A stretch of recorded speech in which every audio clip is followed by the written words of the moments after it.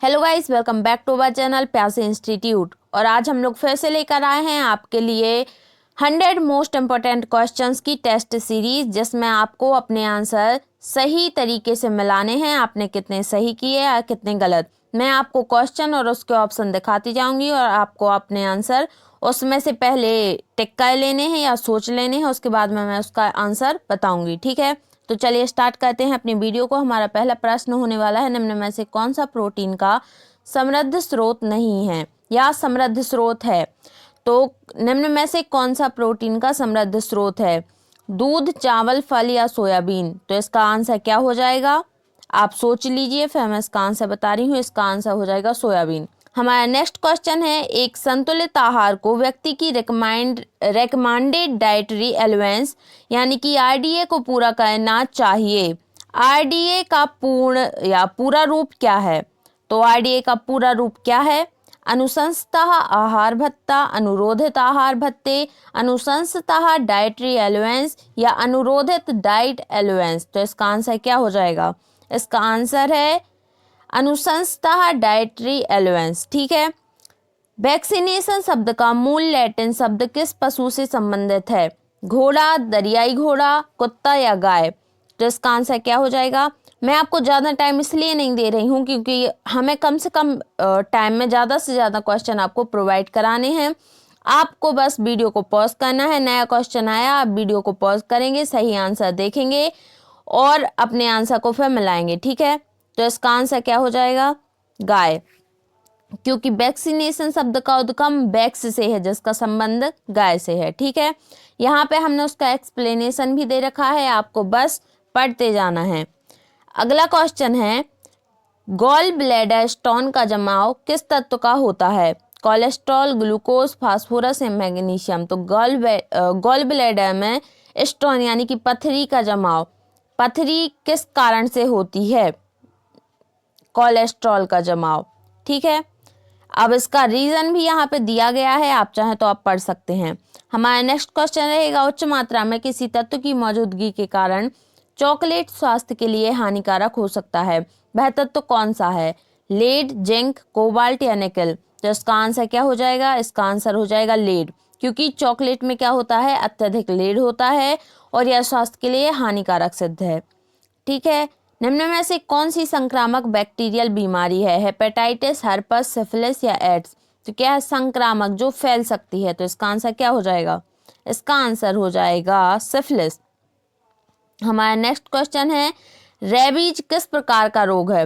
Protozoa जनित, जीवाणु जनित, कृमि जनित या वायरस जनित।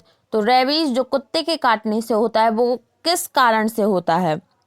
इसका आंसर है वायरस के द्वारा, रेबीज वायरस के द्वारा होता है। ठीक है, प्लेग का कारण कौन सा जीवाणु है? प्लेग किस कारण से होता है? वायरस के द्वारा, प्रोटोजोआ के द्वारा, जीवाणु के द्वारा या उपरोक्त सभी के द्वारा। तो इसका आंसर तो क्वेश्चन में ही दिया हुआ है, जीवाणु के द्वारा। ठीक है, ल्यूकोडर्मा किस अंग से संबंधित है? त्वचा से, गले से, यकृत से या आंख से। तो इसका आंसर क्या हो जाएगा? इसका आंसर हो जाएगा त्वचा से। हमारा नेक्स्ट क्वेश्चन रहेगा, हमारा अगला प्रश्न है, महिला प्रजनन तंत्र का हिस्सा नहीं होने वाला अंग कौन सा है? गर्भाशय, शुक्राणुवाहिका, अंडवाहिका या अंडाशय का समूह। तो इसको अगर आप थोड़ा सा भी ध्यान से पढ़ते हैं तो आपको आंसर जो है वो क्लियर दिख रहा होगा। इसका आंसर क्या है? शुक्राणुवाहिका। ये महिला प्रजनन तंत्र का हिस्सा नहीं है। ICMR 2020 के अनुसार महिलाओं के लिए आयरन की आरडीए कितनी है? 21 mg, 29 mg, 18 mg या फिर 15 mg। तो इसका आंसर क्या हो जाएगा? इसका आंसर हो जाएगा 29 mg।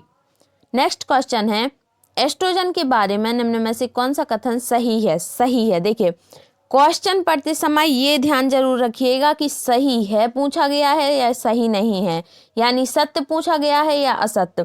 क्योंकि इस क्वेश्चन को जल्दीबाजी में पढ़ने के चक्कर में आप 1 नंबर या 2 नंबर इसी की वजह से कटवा सकते हैं। ठीक है, कुछ कीड़ों में संश्लेषित होता है कौन? एस्ट्रोजन मुख्यतः स्त्री हार्मोन है। महिला प्रजनन प्रणाली एवं द्वितीयक लक्षणों के विकास व विनिमयन का उत्तरदायी है या उपरोक्त सभी। तो इसका आंसर क्या हो जाएगा? उपरोक्त सभी। कुछ कीड़ों में भी संश्लेषित होता है, प्रजनन तंत्र का विनिमय के लिए उत्तरदायी भी है और मुख्यतः स्त्री हार्मोन है। ठीक है, हमारा अगला क्वेश्चन है, प्रजनन प्रणाली में वह अंग कौन सा है जो जन्म नहर के रूप में कार्य करता है? योनि, एंडोमेट्रियम, गर्भाशय, ग्रीवा नहर या गर्भाशय? तो इसका आंसर क्या हो जाएगा? देखिए, वह अंग जो जन्म नहर के रूप में कार्य करता है तो कौन सा है? योनि, वेजाइना जैसे बोलते हैं। पुरुष और महिला के गुणसूत्रों के मिलन की प्रक्रिया को क्या कहते हैं? बीज निर्माण, प्रजनन, निषेचन या फिर परागण? तो इसका आंसर हो जाएगा निषेचन, फर्टिलाइजेशन। फैलोपियन ट्यूब किस प्रणाली से संबंधित है? उत्सर्जन, पाचन, प्रजनन या परिसंचरण? तो इसका आंसर हो जाएगा प्रजनन। Fallopian tube female reproductive system का हिस्सा है। ठीक है, महिलाओं में कमर हिप अनुपात का उच्च जोखिम वाला मान क्या है? यानी कि इससे ज़्यादा अगर हुआ तो जोखिम बन सकता है। 0.90 से अधिक, 0.85 से अधिक, 0.85 से कम या 0.90 से कम? तो इसका आंसर क्या हो जाएगा? इसका आंसर हो जाएगा 0.85 से अधिक। स्तनपान के दौरान प्रतिदिन अतिरिक्त कितनी कैलोरी लेनी चाहिए? कितनी कैलोरी लेनी चाहिए? 250, 550, 800 या 350? तो इसका आंसर क्या हो जाएगा? इसका आंसर हो जाएगा 550। आई होप कि आप अपने आंसर पहले से ही मिलाते जा रहे होंगे और आप सिर्फ वीडियो देखने के लिए नहीं देख रहे होंगे, आप वीडियो से कुछ सीख भी रहे होंगे। NFHS 5 के अनुसार मध्य प्रदेश के ग्रामीण क्षेत्रों में BMI ज़्यादा था 18.5 किलोग्राम पर मीटर स्क्वायर रखने वाली महिलाओं का प्रतिशत कितना है? 25.2%, 17.1%, 23% या फिर 28%? तो इसका आंसर क्या हो जाएगा? इसका आंसर हो जाएगा 25.2%। क्यों? क्योंकि मध्य प्रदेश के ग्रामीण क्षेत्रों में 25.2% महिलाएं सामान्य से कम BMI वाली पाई गई। ठीक है, और एक चीज और, आपको अगर कोई भी क्वेश्चन या किसी भी प्रकार के ऑप्शन में डाउट है तो आप कमेंट सेक्शन में बताना ना भूलें। अच्छा, अब हमारा नेक्स्ट क्वेश्चन रहने वाला है, छोटे बच्चों में दस्त का कारण कौन सा परजीवी हो सकता है? एंटमीबा हिस्टोलिटिका, गायरेडिया या लैम्बिया? तो इसका या फिर उपरोक्त सभी? तो इसका आंसर क्या हो जाएगा? उपरोक्त सभी, क्योंकि इन सभी परजीवी यानी कि पैरासाइट जो स्पोरोजोइट बनाते हैं, तो इन सभी की वजह से क्या हो सकता है? लूज मोशन हो सकता है। वसा में घुलनशील विटामिन कौन से हैं? तो वसा में घुलनशील विटामिन BDE ABC ACD या B या ADE&K?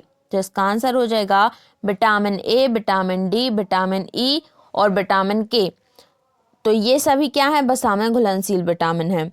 विटामिन ए का संश्लेषण शरीर के किस अंग में होता है? यकृत में, अग्नाशय में, प्लीहा में या रक्त में? तो कहाँ पे होता है विटामिन ए का संश्लेषण? यकृत में, यानी कि लीवर में। हमारा अगला प्रश्न है, विटामिन डी की कमी से कौन सी समस्या उत्पन्न हो सकती है? मुंह में छाले हो सकते हैं, आंखें सूखी आंखें यानी कि आंखों में सूखापन दिखाई देना, रिकेट्स या ऑस्टियोमलेशिया जिसे ऑस्टियोपोरोसिस बोलते हैं, या फिर बेरी हो सकता है। तो विटामिन डी की कमी से क्या हो सकता है? विटामिन डी की कमी से रिकेट्स और ऑस्टियोपोरोसिस हो सकता है। अगर आपने हमारी पिछली वीडियोस को देखा है तो आपको ये क्वेश्चन कंठस्थ हो गया होगा। हमारा अगला प्रश्न है, डेंगू में सबसे खतरनाक लक्षण कौन सा माना जाता है? डेंगू ज्वर, डेंगू हिमरेखीय नसड्रोम, डेंगू शॉक नसड्रोम या डेंगू पीत ज्वर? तो इसका आंसर हो जाएगा dengue shock syndrome. Dengue shock syndrome dengue का सबसे घातक स्वरूप है। जैसा कि मैंने आपसे बोला, इस वीडियो में आपको क्वेश्चन के ऑप्शन, क्वेश्चन के आंसर और वो आंसर ही क्यों सही है इसका एक्सप्लेनेशन सब कुछ प्रोवाइड करा जा रहा है। आपको बस वीडियो में अंत तक बने रहना है। विटामिन ए का सर्वोच्च स्रोत निम्न में से कौन सा है? कॉड लिवर ऑयल, पपीता, हरे पत्तेदार सब्जियां या गाजर? तो विटामिन ए सबसे ज्यादा किस में होता है? तो विटामिन ए सबसे ज्यादा गाजर में होता है। और विटामिन ए आंखों की तंदुरुस्ती के लिए सबसे ज्यादा जरूरी है। तो जिसमें विटामिन ए की कमी हो जाती है उनकी आंखें भी कमजोर हो जाती हैं। विटामिन B12 किस तत्व का यौगिक है? आयरन का, कोबाल्ट का, तांबे का या फिर प्लेटिनम का? तो विटामिन B12 किसका यौगिक है? कोबाल्ट का। इसका आंसर हो जाएगा कोबाल्ट। 28वां प्रश्न है, कैरोटीन किस खाद्य पदार्थ में पाया जाता है? मांस में, नींबू में, दूध में या गाजर में? तो कैरोटीन किस में पाया जाता है? गाजर में। कैरोटीन, जिसमें आपको कैरो वर्ड दिख जाता है वहां पे आप रंगीन याद रखिएगा, ठीक है। खालिस्तान विटामिन एक एंटीऑक्सीडेंट है और इसे टोकोफेरोल भी बोला जाता है। तो किसे बोला जाता है? विटामिन ई को। इसका आंसर आपको दिख रहा होगा, विटामिन ई को। तो इसे आप अपने उस टेस्ट में इंक्लूड ना करें। हमारा नेक्स्ट क्वेश्चन रहेगा, निम्न में से कौन सा रोग संक्रामक है? उच्च रक्तचाप, टीबी, अनर्थपूर्ण विकल्प या फिर मधुमेह, यानी कि इनमें से कोई नहीं। अनर्थपूर्ण विकल्प का मतलब है इनमें से कोई नहीं। तो कौन सा रोग संक्रामक है? हाई ब्लड प्रेशर, टीबी या मधुमेह? तो इसका आंसर क्या हो जाएगा? टीबी। टीबी एक संक्रामक रोग है जो माइकोबैक्टीरियम ट्यूबरकुलोसिस से होता है। प्रोटीन कैलोरी कुपोषण से किस रोग का विकास होता है? प्रोटीन और कैलोरी दोनों की अगर कमी है शरीर में तो क्या हो सकता है? त्वचा का कैंसर हो सकता है, बेरी हो सकता है, रिकेट्स या मरासमस? तो इसका आंसर हो जाएगा मरासमस। हमारा अगला प्रश्न है, हाइड्रोफोबिया जलांतक किस रोग का अन्य नाम है? कॉलेरा, रतौंधी, रेबीज या फिर पेचस? तो इसका आंसर हो जाएगा रेबीज। रेबीज में क्या होता है? कुत्ते के काटने से जो रेबीज रोग होता है उसकी वजह से इंसान को पानी से डर लगने लगता है, जैसे बोलते हैं हाइड्रोफोबिया। उसे जल देख के ऐसा लगता है कि जल उसे मारने आ रहा है या वो जल में डूब रहा है। इस तरीके की उसे हेलुसिनेशन टाइप की बीमारी हो जाती है। हमारा अगला प्रश्न है, दस्त से होने वाली मृत्यु का सबसे सामान्य कारण क्या है? उल्टी, पेट में दर्द, निर्जलीकरण यानी कि डिहाइड्रेशन या सुस्ती? तो क्या होता है, जब दस्त या लूज मोशन बहुत ज़्यादा होने लगती है तो शरीर में वीकनेस आ जाती है, और वीकनेस के कारण क्या हो सकता है? मृत्यु हो सकती है। तो मृत्यु का कारण क्या है? तो इसका आंसर हो जाएगा डिहाइड्रेशन। जल की बहुत ज़्यादा कमी हो जाने से लूज मोशन की वजह से भी मृत्यु हो सकती है। 5 वर्ष से कम आयु के बच्चों के लिए पोषण का महत्व क्या है? यह मां पर निर्भर करता है, यह अर्थव्यवस्था को प्रभावित करेगा, बच्चा जंक फूड नहीं खा सकता, बच्चे का तेज विकास एवं प्रगति? तो इसका आंसर क्या है? पोषण का महत्व है बच्चे का तेज विकास हो और प्रगति हो, ठीक है। आयरन की कमी से किस प्रभाव का सामना होता है? मानसिक बाधा, शारीरिक क्षमता में कमी, प्रतिरक्षा प्रणाली कमजोर या विकास में मंदता? तो इसका आंसर हो जाएगा शारीरिक क्षमता में कमी। उसकी जो एफिशिएंसी है वर्क करने की वो कम हो जाती है। टीबी का अन्य नाम निम्न में से क्या है? तपेदिक, राजरोग, ट्यूबरकुलोसिस, उपरोक्त सभी? तो इसका आंसर क्या हुआ है? उपरोक्त सभी। हमारा अगला प्रश्न होने वाला है, ICMR 2020 के अनुसार महिलाओं के लिए आयोडीन की RDA कितनी है? 150 माइक्रोग्राम, 95 माइक्रोग्राम, 130 माइक्रोग्राम या 100 माइक्रोग्राम? तो महिलाओं के लिए आयोडीन की RDA कितनी है? 150 माइक्रोग्राम। DPT टीके को सुरक्षित रखने के लिए किस तापमान पर रखा जाता है? तो किस तापमान पर रखा जाता है? 4 डिग्री सेल्सियस से 8 डिग्री सेल्सियस के तापमान पर।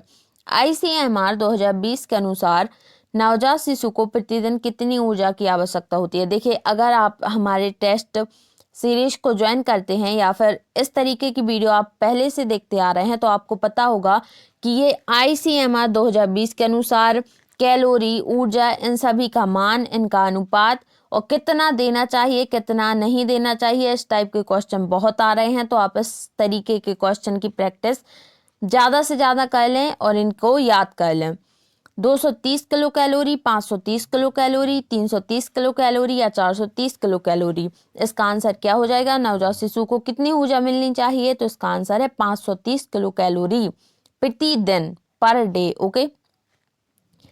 ICDS द्वारा संचालित सेवाओं की कुल संख्या कितनी है? 6, 4, 2 या 8? तो ICDS द्वारा कितनी सेवाएं दी गई हैं? 6 सेवाएं दी गई हैं। BCG वैक्सीन का उपयोग किस रोग से बचाव के लिए किया जाता है? तो इसका आंसर है TB यानी कि तपेदिक से। महिला एवं बाल विकास मंत्रालय के अंतर्गत निम्न में से किस योजना को शामिल नहीं किया गया है? तो इसका आंसर क्या हो जाएगा? एनीमिया मुक्त भारत। इस टाइप की कोई योजना भी नहीं है। एड्स के बारे में निम्न में से कौन सा कथन गलत है?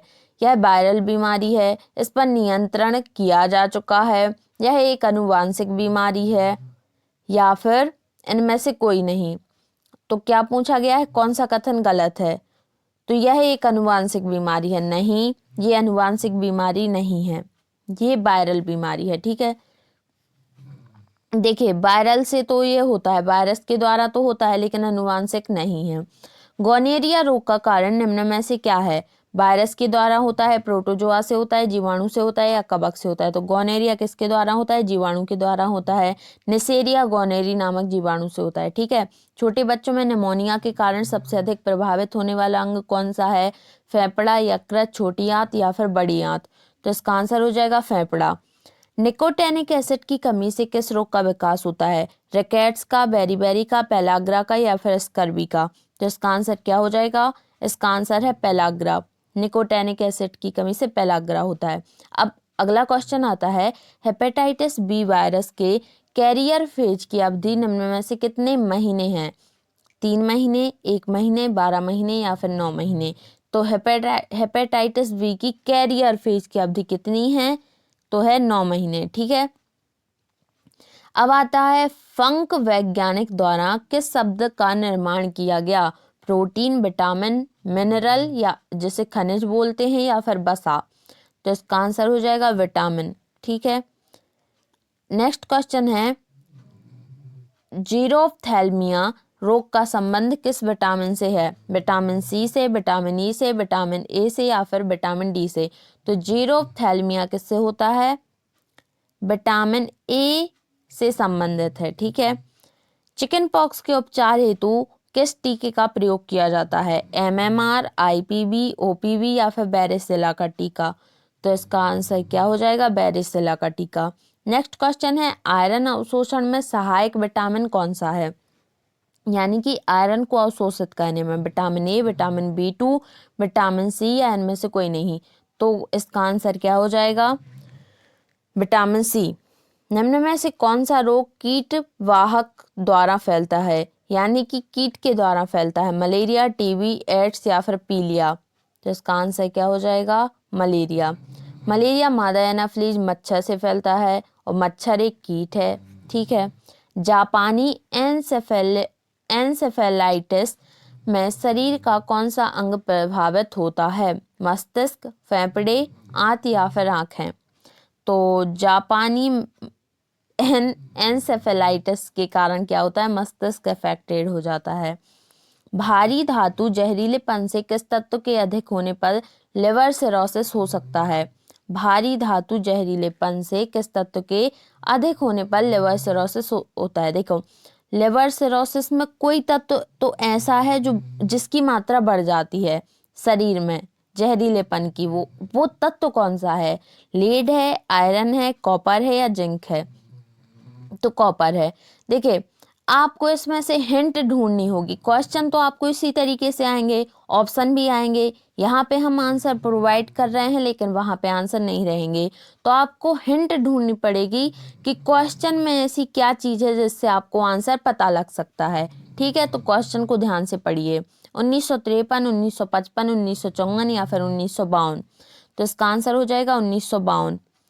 नेक्स्ट क्वेश्चन है, WLL का पूरा नाम क्या है? Working land line, working loop line, wireless land line, wireless in local loop? तो इसका आंसर क्या है? Wireless in local loop. ठीक है, राष्ट्रीय स्वास्थ्य बीमा, सॉरी अगर आपने आंसर देख लिया हो तो, राष्ट्रीय स्वास्थ्य बीमा योजना किस वर्ष शुरू हुई? 2005 में, 2006 में, 2007 में, या 2008 में? तो बीमा योजना हुई थी 2008 में स्टार्ट, तो इसका आंसर हो जाएगा 2008। बड़ी संस्थाओं द्वारा उपयोग किया जाने वाला संचार नेटवर्क निम्न में से क्या कहलाता है? LAN, WAN, MAN, या फिर CAN? तो क्या कहलाता है? LAN। ठीक है, हमारा अगला प्रश्न होने वाला है, संयुक्त राष्ट्र द्वारा बच्चों के जीवन सुरक्षा एवं विकास पर घोषणा पत्र किस वर्ष अपनाया गया था? तो 1989 में, 1990 में, 1991 में, या 1992 में?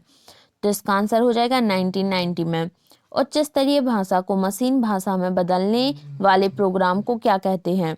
असेंबलर, इंटरप्रेटर, कंपाइलर या इनमें से कोई नहीं। तो इसका आंसर क्या हो जाएगा? कंपाइलर।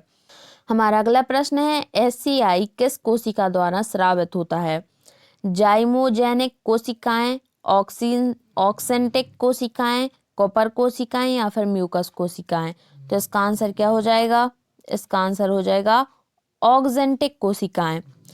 अब हमारा अगला प्रश्न रहेगा किसी संगठन की वेबसाइट को .com का अर्थ निम्न में से क्या है? तो जब भी वेबसाइट बनती है तो www.worldwide.com या फिर किसी भी तरीके में ये .com क्यों लगा होता है? .com किस बला का नाम है?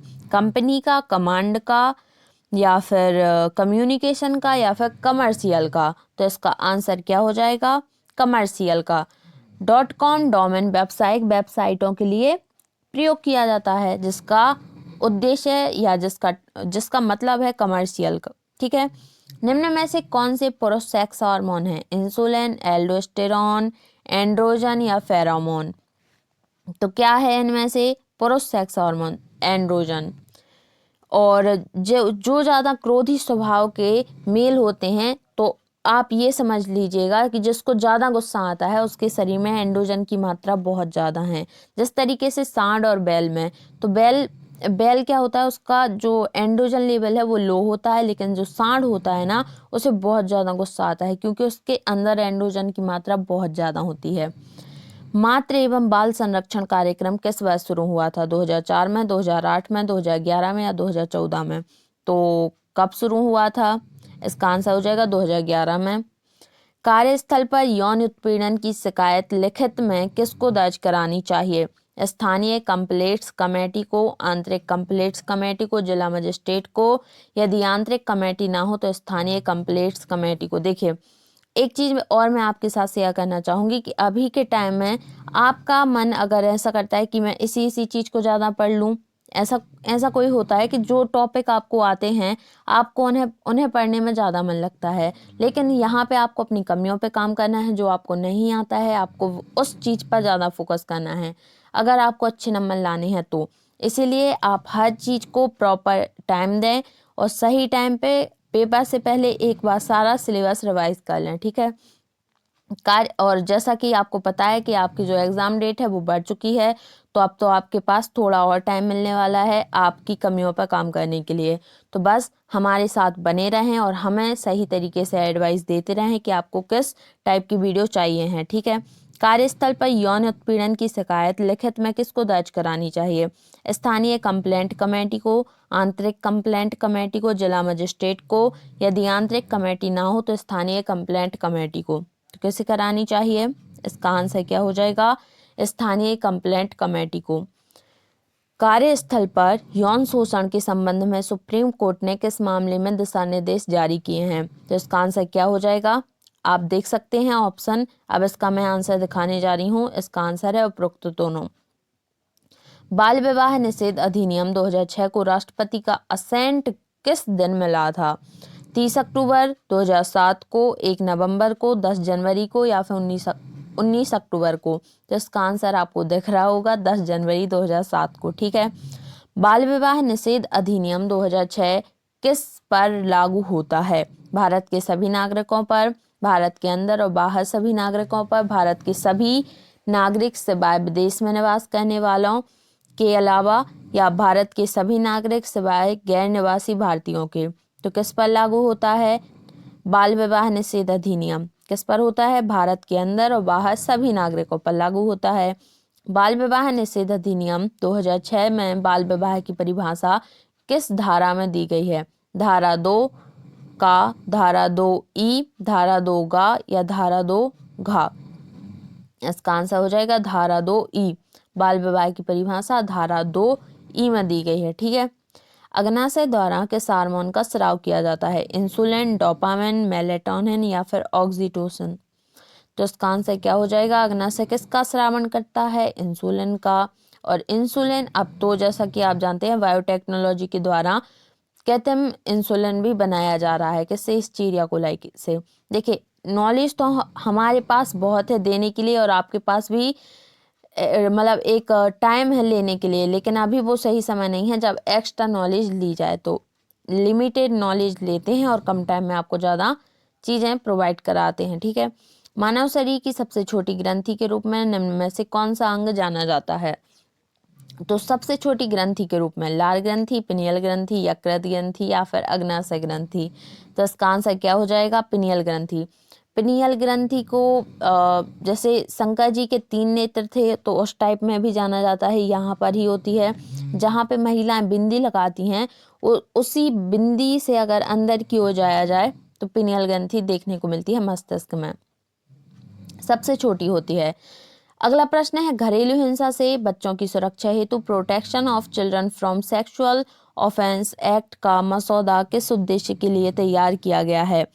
बच्चों को रोकने और पीड़ा से बचाने हेतु, बच्चों को शोषण से बचाने के लिए, कानूनी प्रावधानों को मजबूत करने के लिए या उपरोक्त सभी? तो इसका आंसर क्या हो जाएगा? उपरोक्त सभी। नेक्स्ट है, protection of women from domestic violence act की धारा 4 में किस पद को परिभाषित किया गया है? साझी गृहस्थी, घरेलू संबंध, पात्रता या फिर धार्मिक संस्था? तो इसका आंसर हो जाएगा घरेलू संबंध। नेक्स्ट है, गुर्दे में पेशाब की मात्रा नियंत्रित करने वाला हार्मोन क्या है? TSH, ACTH, FSH या फिर ADH? यानी कि ये TSH का है थायराइड स्टिमुलेटिंग हार्मोन, ये है एड्रीनोकार्टिकोट्रोपिक हार्मोन। FSH का मतलब है फॉलिकल स्टिमुलेटिंग हार्मोन, या ADH का फुल फॉर्म रहेगा एंटी डायूरेटिक हार्मोन। तो इसका आंसर हो जाएगा एंटी डायूरेटिक हार्मोन। ठीक है, ये क्या करता है कि मूत्र की मात्रा को नियंत्रित करता है। इंटरनेट पर मानक प्रोटोकॉल के रूप में निम्न में से कौन सा प्रयोग किया जाता है? HTML, HTTP, TCP/IP या फिर जावा? तो इसका आंसर हो जाएगा TCP/IP। इंटरनेट के लिए TCP/IP प्रोटोकॉल का यूज किया जाता है। निम्न में से कौन सा अंतःस्रावी ग्रंथि नहीं है? यकृत, पिट्यूटरी, थायराइड या फिर अधिवृक्क? तो कौन सी अंतःस्रावी ग्रंथि नहीं है? यकृत। ठीक है, यकृत। एंडोक्राइन ग्लैंड तो नहीं है। लार में पाया जाने वाला लुम्ब्रिकेंट किसका होता है? ग्लाइकोप्रोटीन, पॉलीसेकेराइड, फॉस्फोलिपिड या फिर मायोसिन? तो किसका होता है? इसका आंसर हो जाएगा ग्लाइकोप्रोटीन। नेक्स्ट है, CD का पूरा नाम निम्न में से क्या है? तो क्या है? Compact disc. DPI का पूरा नाम निम्न में से क्या है? तो क्या है? डॉट्स पर इंच।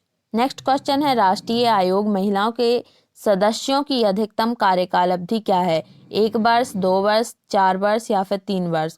तो अधिकतम अवधि है 3 वर्ष। हमारा अगला प्रश्न रहेगा, बाल विवाह निषेध अधिनियम 2006 की किस धारा में 18 वर्ष से अधिक आयु के विवाह पर 2 वर्ष का कठोर कारावास? 1 मिनट, कि यहाँ पे क्वेश्चन ये कहना चाहता है कि 2 वर्ष का कठोर कारावास जो है वो किस धारा में दिया गया है, और 18 वर्ष से अधिक आयु के विवाह पर नहीं, 18 वर्ष से कम आयु के विवाह पर। तो धारा 4, धारा 8, धारा 13 या फिर धारा 9? कौन सी धारा में 2 वर्ष का कठोर कारावास का प्रावधान किया गया है? तो धारा 9 में। तो अगला क्वेश्चन रहेगा, वर्ल्ड वाइड वेब के आविष्कारक और प्रचारक निम्न में से कौन है? बिल गेट, ली एन फेंग, एन रसल या फिर टिम बर्नर्स ली? तो इसका आंसर हो जाएगा Tim Berners Lee. Okay, next है, पॉक्सो एक्ट 2012 में कितने अध्याय और धाराएं हैं? 8 अध्याय और 43 धाराएं, 7 अध्याय और 31 धाराएं, 5 अध्याय और 17 धाराएं, 9 अध्याय और 46 धाराएं? तो इसका आंसर हो जाएगा 9 अध्याय और 46 धाराएं। हमारा अगला प्रश्न रहने वाला है, 2 नेटवर्क को जोड़ने वाला कंप्यूटर निम्न में से कौन सा है? गेटवे। इंदिरा महिला शक्ति कोष कब शुरू हुआ? फरवरी 2014, मार्च 2015, दिसंबर 2019 या सितंबर 2018? तो दिसंबर 2019 में। Sexual harassment of women at work place act 2013 किस अनुच्छेद से संबंधित नहीं है? 21, 19, 14 या 15? तो अनुच्छेद 19। नेक्स्ट है, कार्यस्थल पर यौन उत्पीड़न के बाद महिला कितने दिनों के भीतर शिकायत दर्ज करा सकती है? 6 महीने, 3 महीने या 1 वर्ष? तो इसका आंसर हो जाएगा 3 महीने के भीतर। 2 अक्टूबर 1952 को शुरू की गई सामुदायिक विकास परियोजना में शामिल ब्लॉकों की संख्या कितनी थी? 45, 55, 65 या 75? तो इसका आंसर क्या हो जाएगा? 55। हमारा अगला प्रश्न है ECCE का पूरा नाम निम्न में से क्या है? तो इसका नाम है early childhood care and education. And हमारा लास्ट क्वेश्चन रहने वाला है जुनिवेनाइल जस्टिस एक्ट 2015 के अनुसार, यानी कि care and protection of children act 2015 के अनुसार, यदि बालक की आयु खालिस्तान या अधिक हो तो जुनिवाइल जस्टिस बोर्ड को गंभीर अपराधों का प्रारंभिक आकलन करना होगा। 16, 15, 17 या फिर 18? तो इसका आंसर है 17। इस अधिनियम के अनुसार 17 वर्ष या अधिक आयु के बालकों के मामले में प्रारंभिक आकलन किया जाता है। अब देखिए यहाँ पे हमारे क्वेश्चन कंप्लीट होते हैं और यहाँ पे हम जो आपको क्वेश्चन लेके आए थे उसमें से अगर आपने जो भी क्वेश्चन नए सीखे हैं वो हमें आप बताना ना भूलें। बाकी हम भी आपके लिए मेहनत कर रहे हैं और आप भी अपने लिए मेहनत करें, आपका पेपर बहुत अच्छा जाएगा। इसी उम्मीद के साथ इस वीडियो को समाप्त करते हैं। मिलते हैं नेक्स्ट वीडियो में। अगर वीडियो पसंद आई हो तो वीडियो को लाइक और चैनल को सब्सक्राइब करना ना भूलें। धन्यवाद।